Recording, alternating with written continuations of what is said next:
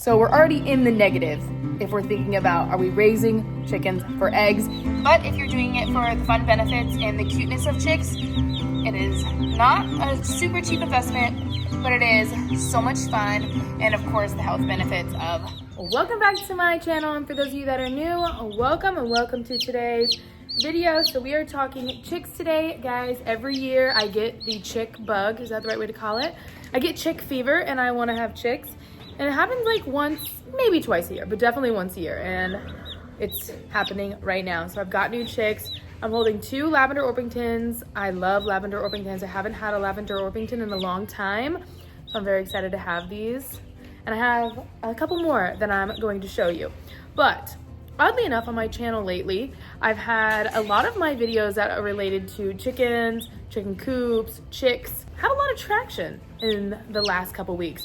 I'm having a sneaking suspicion that it's because of the increased egg prices. So I am here to tell you how to get started raising chicks, because I do think they're really fun and they are a pretty low maintenance animal, but it's a slippery slope because it can go downhill really quickly. So let's just go ahead and get right into it and talk about how you can start raising chicks.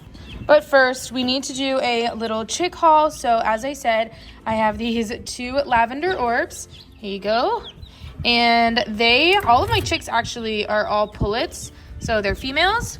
If you're a beginner chicken tender to this video, when I refer to the chicks as pullets, that means female, like I just said, and cockerels would be the males. You actually don't call chickens hens or roosters until they're older and more like egg producing age range. So all of my chicks that I have here are all pullets, so they're all females. They will all eventually lay eggs.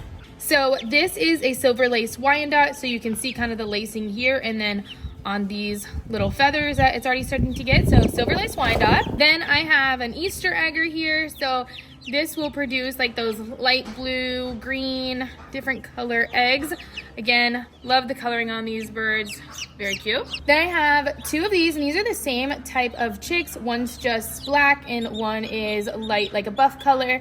And the formal name for these are Turkins, but their nickname is naked necks because obviously they do look really funny and they have naked necks. They do not grow hair on or feathers on their necks at all. So when they grow out, they literally will have no hair on their necks.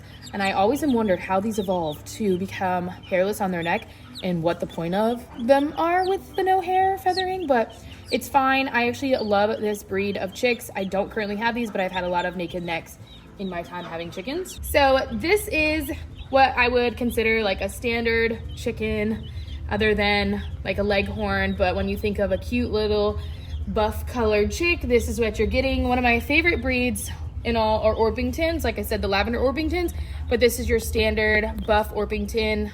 It'll grow out to be that yellow standard chicken looking bird and will produce this normal color eggs, actually like a lighter brown egg. So this is the last but not least, little buff Orpington.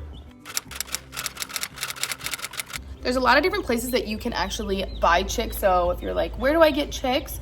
First place I would say is Tractor Supply. During chick days, every year, I think even twice a year or 2, they do chick days. A lot of different breeds there. Oftentimes though, they're getting those chicks shipped in, so you do have a good chance of them kind of passing away pretty early on. So just buyer beware. Best case scenario, if you have a local chick breeder, you can get a lot more fun breeds doing it that way, and typically healthier chickens. And then the third option is you can actually ship chicks from different hatcheries.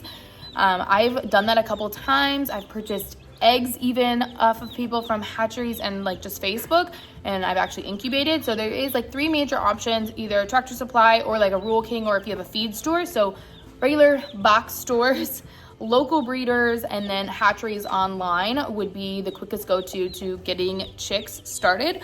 Mine came from a local breeder. At Tractor Supply, the chicks are anywhere from $2 to $3 up to $5.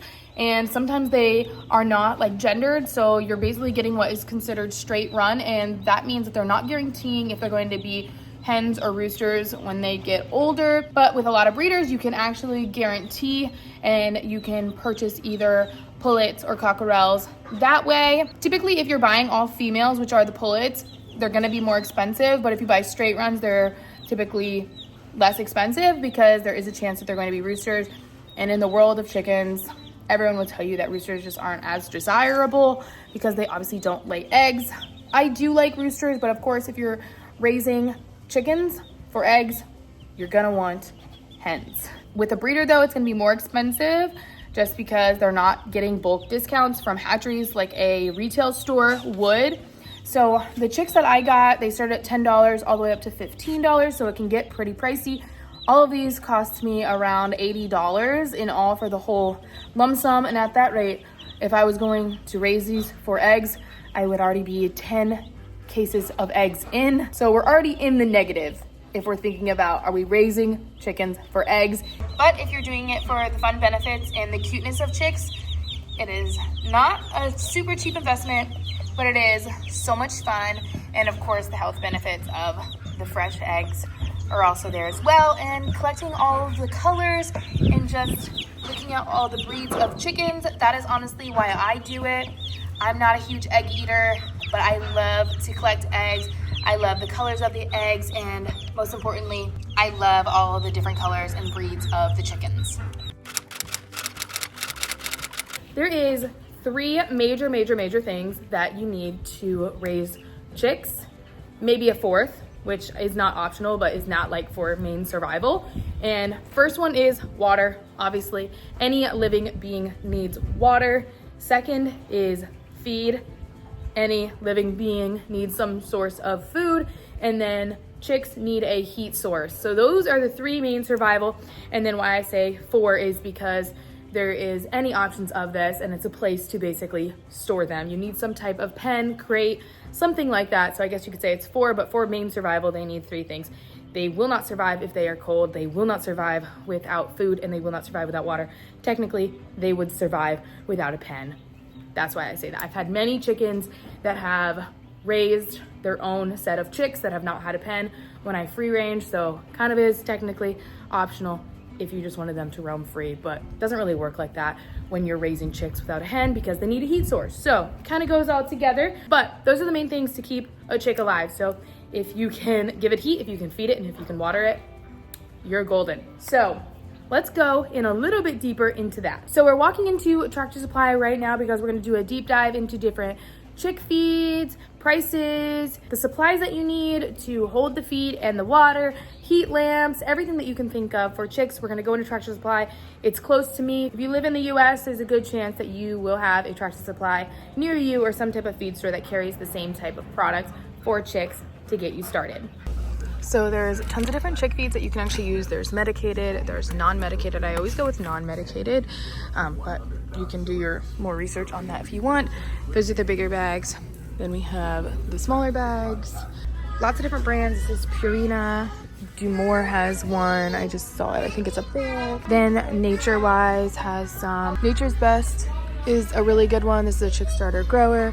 Then Dumore has an organic one. Lately though, I've been getting this Cluck & Co organic. It's just honestly because the package is cute and it's organic and I kind of like what this brand does, but basically you just need a starter crumble, whatever brand you decide, you need a crumble. So next would be access to fresh water at all times. For the first 24 hours of a chick's life, they can actually go without water technically, but right after that, they are ready to do everything on their own. You can get something like this if you want, but that's if you have like a lot of chicks and a lot of space. I like to use these ones for chicks because it doesn't take up a lot of space in the crate situation that you're using. So you'll need to get a jug, and then this is the water base, and it just screws on. Jug is $3.99, base is $3.99, so you're looking about close to $8. The feeder is the same jug, but you'll need something like this. So the feed will go into there and then they can peck through here. So they do have plastic or they have the metal. The metal kind of lasts a little bit longer in my opinion, but they are $1 more.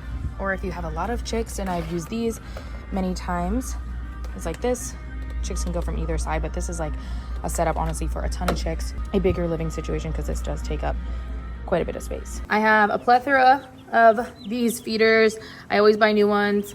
Not the most affordable thing to do. They are about $4 like I showed you in Tractor Supply, but I lose them constantly. And then as these chicks get older, they are gonna get way dirtier. So you can't really see like a lot of their poop right now, but as they get older, they will start to poop on these things. When they start to roost, they'll wanna sit up here and roost on these. So these do get kind of dirty, but you can definitely manage them by cleaning them, obviously. Then for bedding, we have this option, $12.99. I just use horse bedding because that's what I have, but you can use a lot of other different materials as well. But for starters, if you were to go to one place like Trash Supply, maybe $12.99. You're gonna need a heat source. They do have heat lamps, which a lot of people use. I don't recommend these, so I won't recommend these, but they do work. So you would need the base basically, and then the bulb. Base is $12.99, bulb is $12.99, so you're looking at about $26 on these. I just think these are a risk for fire. I don't use them. I have used them, but I don't use them because I use the heater plate, and I have used these for so long now. I had my old one for about 5 years, so it is a bigger investment. It's $50, but it lasts way longer. You don't need to get new bulbs or anything like that. Tractor Supply actually sells a warranty on this. I think it's like $6, but I didn't get it. Lots of different ways. If you have a smaller space that your chicks are in, you can set it up a lot of different ways. I usually just mostly use this way, but highly recommend if you're getting into chicks, make the investment, get the heating plate. With the heat plate, you can actually angle it. So if you see like these right here, I'm on setting, I guess you would say I have one opening above here, and then back here I have 2 openings. I always keep this elevated where the back is lower than the front, because I want my chicks to be able to go in down there, lay down when they're sleeping. And of course it's at night when the sun's not out, and then it's closer to them. And then during the day, it's a little bit higher for them if they stand up and wanna not be as directly hit by that heat of the heat plate. It gets pretty warm in there, but my fingers are obviously holding it, so it's to the touch. But if the little chick touched their head on it, it wouldn't burn them, but it would be nice and toasty warm. Or you could just go with this starter poultry kit that Tractor Supply put together. It will work, it's fine. The cost on it is $40, so we already know that the heat lamp and the bulb is like $25, and then these, I don't know, you guys could figure that out. But there's a feeder, there's a water, there's this chick one, so this could move you up when the chicks are bigger, and then your heat source. So you could go this route with having to not pick everything apart. So it's kind of cool that they've come up with this. Now that you have your feed set up, your water set up, and a heat plate, they have their 3 main things: survival. I do suggest, like I said, having a place for them to hang out in, and there is a bunch of different options. And you can get really creative with this or just get really bland. We're gonna head back over to Tractor Supply, and I'm gonna show you some of the options and prices if you were to start right now. So another option that you can use is actually a bunny cage if you don't have a lot of chickens, but sometimes bunny cages are kind of expensive. So this is actually $80. There's much cheaper routes to go, but it does keep them confined in here. The chicks won't be able to come through here. This little setup right here does come with some bedding, which you could use, but obviously you have to buy everything else for the chicks that go in here. But this is an easy, quick thing that you can use for chicks, and I do like that it has this under here because you can just clean it out like the tray. So I think bunny cage is really easy to go to and do chicks this way, but $80.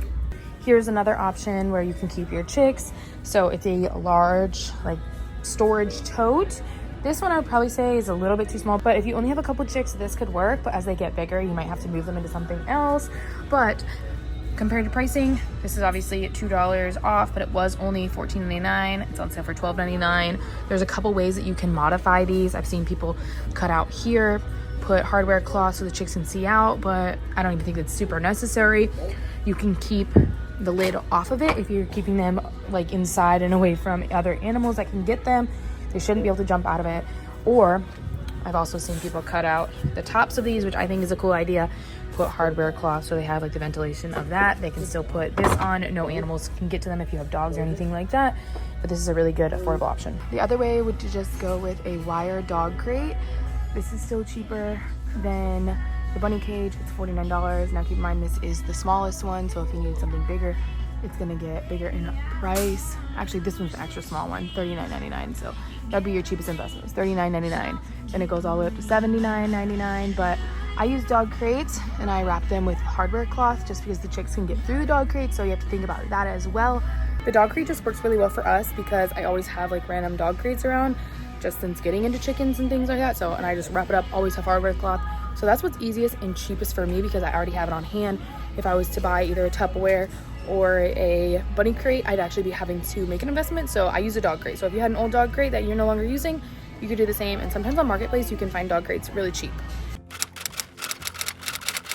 So this is the pen crate situation that I have for setup. Like I said, there's many different options that you can use for a pen, but this is what works for me because I always have crates laying around just because of bigger birds. I usually transition bigger birds when I get them from a crate into the coop.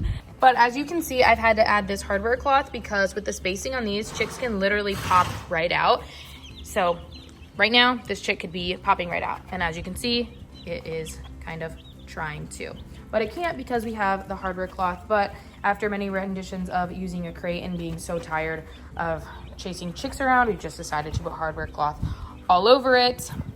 So the setup inside here, I have my feeder, my water, and my heat plate right there. So I have my Cluck & Co. chick crumble in here, and then my water.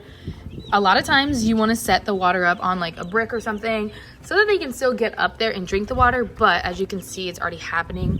I have the bedding shavings that are going right into the water. Super, super common. This will always happen. So there's a little hack, set it up on a little brick or a book or something to keep it away from the shavings, but where the chicks can still go in and drink it. So it's pretty hot out. I keep my chicks out in the barn, so that's why they're not going under their heat plate. And then the bedding that I have in here, I honestly just stole from my horse's stall. It works. It'll be their setup. They will outgrow this setup, and we will have to eventually take this out, which will give more room, but they will need a bigger setup since I have 7 chicks in here. So I'll have to eventually go to 2 different crates as I initiate them into the coop. The chicks are nice and healthy and active. Chicks like this, literally after the 3rd day, they should be up and doing things and active and running around. Even though they're 3 days old, chicks don't really act like babies other than the size that they are. If they were taller, they would jump on things and do all the things that they can. So your chicks should be nice and healthy and active. If they aren't, I'd recommend maybe starting off with an electrolyte powder, something to put in their water to get them jump started. You can also use honey. Like I've mentioned many times now, raising chicks is very simple, but chicks don't stay chicks for long.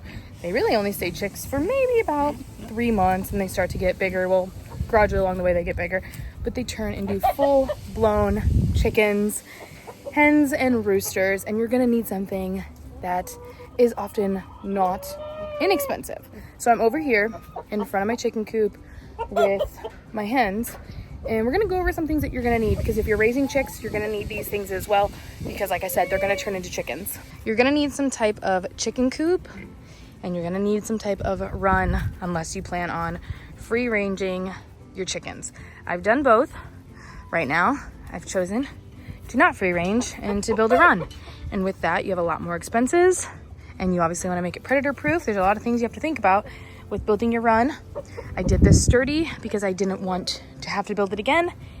My husband and I have built many chicken runs and chicken coops of all different sorts many, many times. So we did spend a little bit more on this one to make it nice and sturdy and withstand hurricanes, because I live here in Florida. I mean, as withstand as much as I can, because you can't really stop Mother Nature sometimes. But if you aren't free ranging your birds, something to think about is they need a source of calcium. So you're gonna need to give them oyster shells. If they were not in a coop and they were free range, they technically get this from all the shells and stuff and the rocks on the ground. But we're gonna go ahead and we're gonna fill up their little picnic table here, their feed.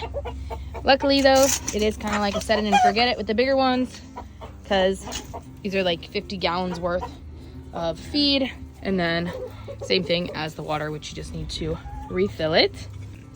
This chicken already getting in here, checking it out. You're supposed to be eating them. They need this for proper egg production. Make the shells nice and hard. If not, they'll be really brittle and can actually make them not lay eggs at all. This is how my chickens get in and out of the coop. So they go into the coop to rest at night, away from everything, and then they come out and spend most of their time out here during the day. If they need to go back in and lay eggs, they go back in there, and they do that in the nest boxes, which will make our way into the coop now. The dirtiest part of your coop will always be around your roosting bars, because that's what they do. They sit here and they roost and they just poop right there. Then I have my nesting boxes, and let's see. So I have 1 egg for today. Very unpredictable. I have a decent amount of hens and they each should be giving me about 1 egg a day. And I only have 1 egg today. You'll see I have some eggs over here, and this is actually a fake egg because I'm trying to encourage them to lay more eggs. So if they see a fake egg or an egg, they typically would lay in there. I have a lot of nesting boxes. I have 8 nesting boxes, and oftentimes they only like to lay in 1 nesting box. I'm trying to encourage different nesting boxes and more eggs. So this is also a fake egg. And even with that, they didn't lay their egg there. They've been choosing this nesting box. But I have 1 egg. So this is a fresh egg. So with those 3 to almost 4 necessities I said in the very beginning, they kind of still stay true. They need food, they need water, but they no longer need a real heat source. But they still need some type of pen. But again, that's still loose because if you really, really wanted to, you could free range your chickens. But they do need a coop, especially if you're gonna want them to lay eggs. So feed, water, no heat source, still need a pen. But I would say that if we were gonna switch out the heat source for something, they're going to need some type of calcium supplement addition, which would be like those oyster shells. But again, if you're free ranging, they technically don't need them. So at the end of the day, it truthfully is feed and water and some type of shelter to raise chickens. These chickens are now happy that they have their water and they're drinking it up, and they should be set literally for about a week now. So I hope this video was able to give you some insight on how to raise chicks. It's very, very simple. It's a small investment in the beginning, but it can definitely turn into a lot more work, especially on the size of your flock and just your end goals with what you want to do with chickens. But it is pretty rewarding, and it's really fun to collect eggs and see the colors and different breeds of the birds. And like I said in the beginning of the video, it is a slippery slope because it's just like a thing called chicken math. Once you got 1, 2, 3, then it turns into 40. I've been there, and my preference is a smaller flock over a bigger flock, but it's so easy to do because you're constantly wanting to have a lot of eggs, a lot of different breeds and everything. So it's a lot of fun, but I hope I was able to give you a little bit more insight on how truly easy it is to start raising chicks at a small scale. So if you guys liked today's video, if you learned anything, make sure you go and give this video a big thumbs up. Don't forget to subscribe to my channel down below. Make sure you turn on those post notifications so you don't miss any videos like this. All right, you guys, well, we love you, and we'll see you in the next one.